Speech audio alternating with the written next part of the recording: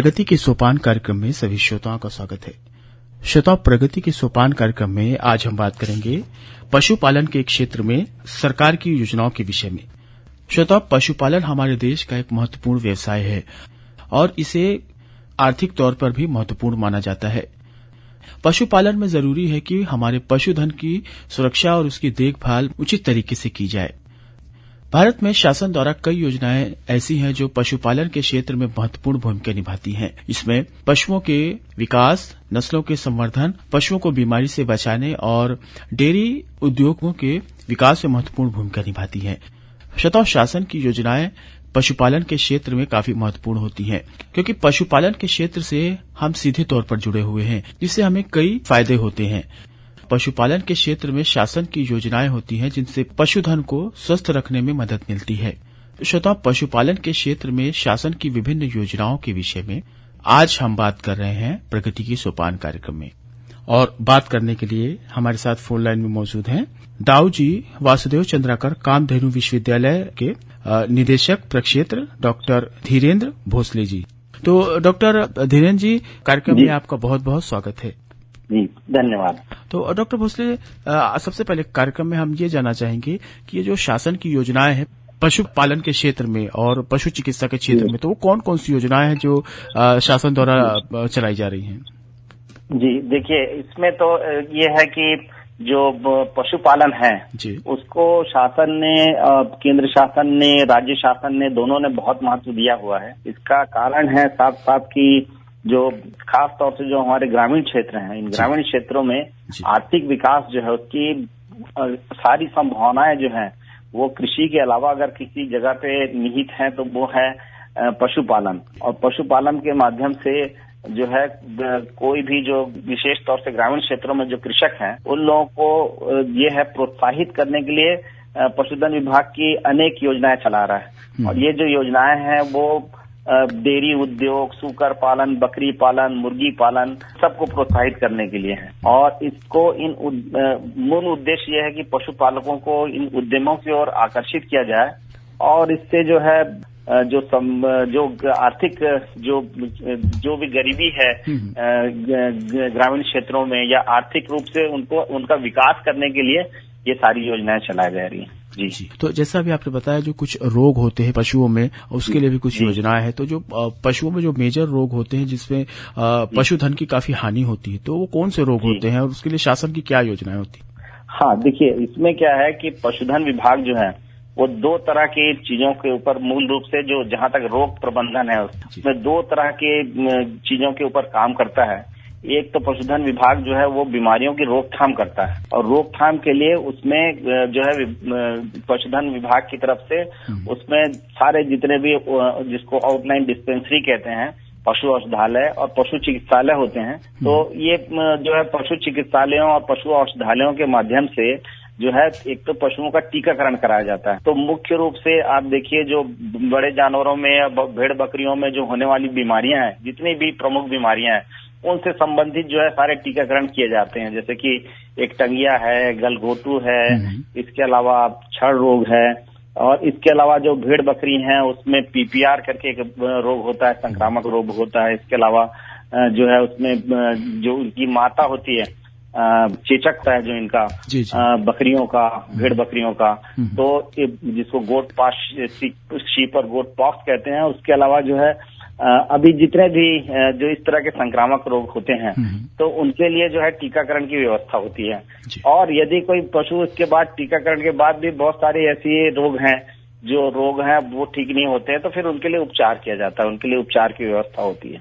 हाँ, इसमें मैं एक रोग का नाम लेना और भूल गया, वो है लंपी रोग, जो बहुत ज्यादा इस समय हो रहा है और उसके भी रोकथाम के लिए जो है सारे जो प्रतिबंधात्मक टीकाकरण है, प्रतिबंधात्मक टीकाकरण का भी की व्यवस्था भी विभाग की तरफ से होती है। जी।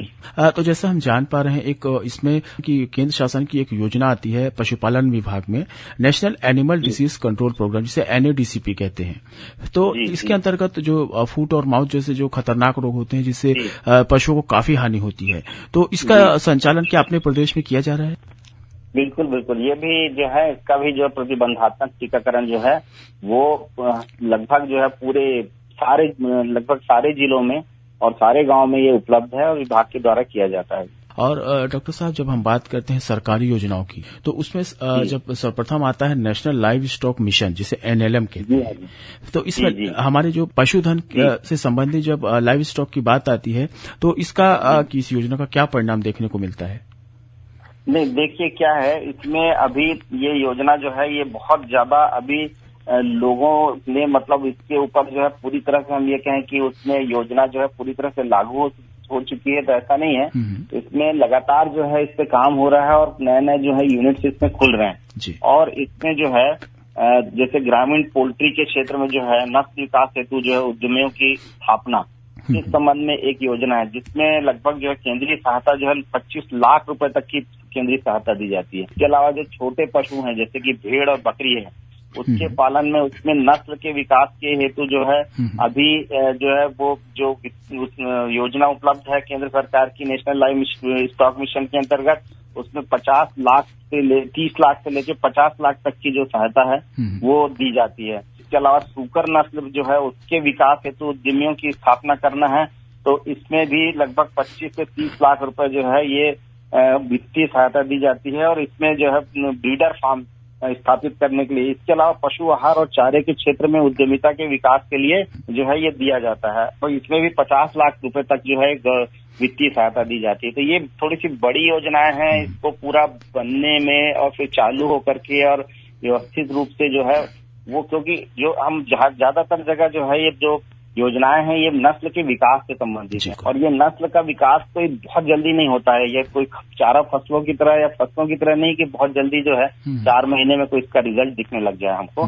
इसमें समय लगता है, तो ये समय लगेगा, इसमें कुछ साल लगेंगे उसमें। जो है किसी में जैसे बकरी या मतलब क्या है कि हम शुगर वगैरह के क्षेत्र में जो काम हो रहा है तो उसमें कम से कम हमको 5-6 साल और अभी इंतजार करना होगा, जबकि हमको कुछ दिख सके कि हाँ वाकई में फील्ड में क्या हुआ है और इस योजना से क्या लाभ मिल चुका है, ये देखने के लिए। लेकिन वर्तमान में ये योजनाएं चल रही हैं और इसके अंतर्गत लोगों को सहायता दी जा रही है। तो डॉक्टर साहब, जब हम बात करते हैं लाइव स्टॉक मैनेजमेंट की जो पशुधन से संबंधित होते हैं, तो इसमें जो एक डेयरी फार्मिंग काफी जो महत्वपूर्ण इसका एक पार्ट होता है, तो डेयरी फार्मिंग में हम देखें तो शासन की योजनाओं का क्या असर दिखता है?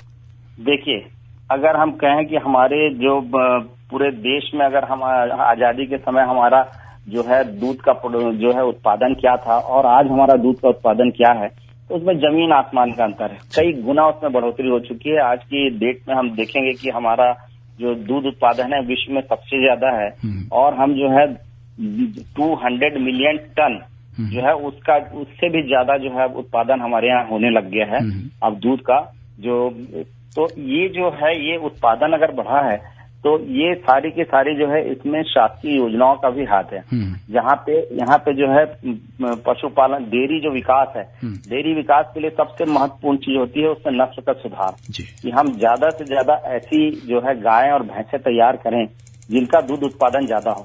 तो पहले अभी हमारे देश में इस तरह की गाय मिलना मुश्किल होता था जहाँ पे कि उनका एक दिन का जो प्रोडक्शन है 50 लीटर या 60 लीटर हो, लेकिन अब जो है ऐसी आपको गायें जो है वो मिलेंगी। ये डेयरी में विकास के कारण ही हुआ है कि आज की डेट में हमारा जो दूध उत्पादन है प्रति जो गाय का जो उत्पादन है जो उतना अच्छा नहीं है हमारा दूध टोटल दूध उत्पादन बहुत अच्छा है, लेकिन हमारा प्रति पशु उत्पादन जो है वो उतना अच्छा नहीं है। हमारे यहाँ प्रति पशु जो है 6-7 लीटर ही है अगर एवरेज हम देखें। लेकिन ये भी देखने वाली बात है कि बहुत सारी आज के डेट में हमारे पास में गाय और भैंसें ऐसी है जो कहीं भी विश्व के जो अच्छी गाय भैंसे हैं उनसे टक्कर ले सकती हैं या उतना उत्पादन उनका है। तो ये उत्पादन जो बढ़ा है ये गोपालन से संबंधित योजनाओं के लिए, इसमें डेयरी विकास की योजनाएं चल रही हैं जिसमें राज्य सरकार की भी योजना है जो है वो उसका नाम जो राज्य डेयरी उद्यमिता विकास योजना है। तो इस तरह से बहुत सारी योजनाएं चलाई जा रही है जिसमें इसके अतिरिक्त भी बहुत सारी सहायता दी जाती है। जैसे नस्ल के सुधार के अलावा भी जो अगर कोई नया उद्यमी अगर खोलना चाहता है तो उसमें बैंक ऋण के माध्यम से और साथ में उसको सब्सिडी के माध्यम से भी वित्तीय सहायता दी जाती है जिससे कि वो डेयरी का विकास। तो डॉक्टर साहब, हम जब बात करते हैं आप हमारे पशुधन के संरचना के बारे में, तो जब ग्रामीण स्तर और शहरी स्तरों में जो योजनाओं का संचालन होता है तो उसमें क्या फर्क आता है? इसमें देखिए क्या है कि अगर हम जब शहरों में देते हैं तो हमको ये देखना होता है कि उनके पास पहले से बहुत सारी सुविधाएं मौजूद हैं। तो हमको उसके हिसाब से हम उस तरह के, जैसे हम पशुओं को लेकर के वहाँ पे ये या कहना चाहिए कि हम उन पशुओं को वहाँ पे प्राथमिकता देते हैं जिनमें दूध उत्पादन बहुत ज्यादा हो।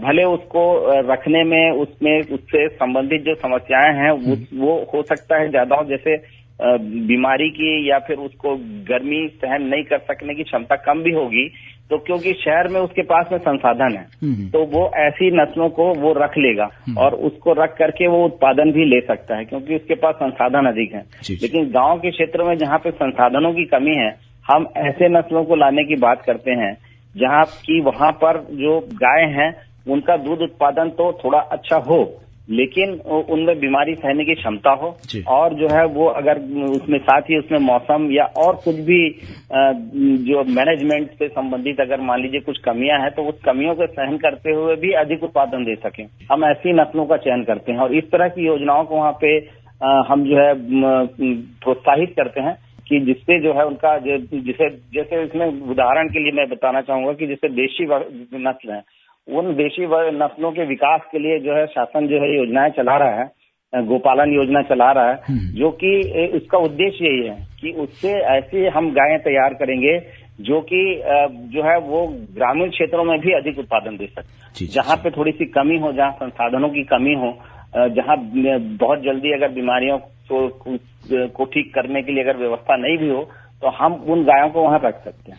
डॉक्टर साहब, कार्यक्रम में चलते चलते ये जानना चाहेंगे कि जब कोई व्यक्ति जैसे जिसको इस शासन की योजनाओं के बारे में पता ना हो या कम जानता हो, क्योंकि ऐसा होता है कि लोग कभी योजनाओं के बारे में जानने की कोशिश करते हैं लेकिन उन्हें जानकारी नहीं मिल पाती है, तो कोई ऐसे पशुपालन विभाग की टोल फ्री नंबर या सूचना तंत्र है जिसके बारे में हम बताना चाहते हो आप?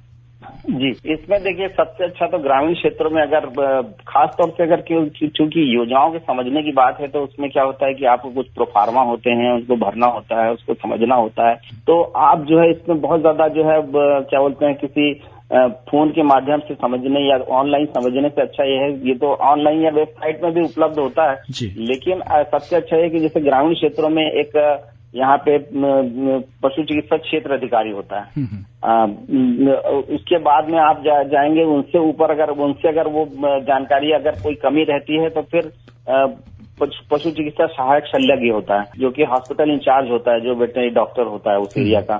फिर उसके बाद में आप जाएंगे तो उप संचालक होता है पशु चिकित्सा सेवाएं, फिर संचालक पशु चिकित्सा सेवाएं जिनका रायपुर में कार्यालय है। तो ये सभी जगह जो है इनके माध्यम से आप जो है जानकारी ले सकते हैं। जो भी कृषक हैं सबसे नजदीक से अपने जो कहना चाहिए कि पशु चिकित्सा से संबंधित जो भी कार्यालय है वहां उस कार्यालय में जाकर के वहां से जानकारी प्राप्त कर लें, क्योंकि इसमें जिले के हिसाब से भी जो है कई योजनाएं अलग होती हैं कि किसी जिले में कोई योजना चल रही होती है और किसी जिले में वो नहीं होती है या कम और ज्यादा होती है। तो इसलिए बेहतर है कि हम उस जगह के जो है जो वहाँ पे लोकल जो भी कार्यालय है उस कार्यालय में जाकर के जानकारी प्राप्त कर सकते हैं। जी, बहुत अच्छी जानकारी भी आपने दी। श्रोताओं, प्रगति के सोपान कार्यक्रम में अभी हम बात कर रहे थे ताऊजी वासुदेव चंद्राकर कामधेनु विश्वविद्यालय दुर्ग के निदेशक प्रक्षेत्र डॉक्टर धीरेन्द्र भोसले जी से। तो डॉक्टर साहब, कार्यक्रम में आपने हमारे श्रोताओं को जो जानकारी दी इसके लिए बहुत बहुत धन्यवाद। जी, आपको भी धन्यवाद। नमस्कार। प्रगति के सोपान कार्यक्रम से आज हमें यही अनुमति दीजिए। नमस्कार।